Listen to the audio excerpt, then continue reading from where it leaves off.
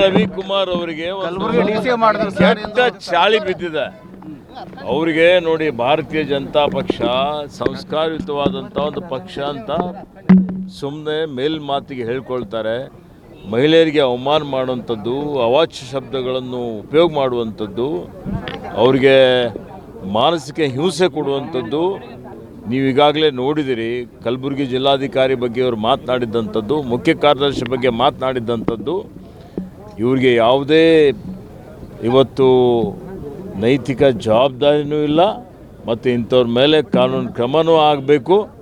ಮತ್ತು ಇಂಥ ಜನಪ್ರತಿನಿಧಿಗಳು ವಿಧಾನಸಭೆಯಲ್ಲಿ, ವಿಧಾನ ಪರಿಷತ್ತಿನಲ್ಲಿ ಇರಕೂಡದು ಅನ್ನುವಂಥ ಮಾತನ್ನು ಹೇಳಲಿಕ್ಕೆ ಬಯಸ್ತಾರೆ. ಸರ್, ಡಿ ಕೆ ಅವರು ದೂರು ಕೊಟ್ಟಿದ್ದಾರೆ ಸರ್ ನಿಮ್ದು ಜಿಲ್ಲೆಯಲ್ಲಿ. ಸರ್ ಜಿಲ್ಲೆ ರಾಜಕೀಯ ಪಾಟೀಲ್ ಆರೋಪ ಇದೆ ಸರ್.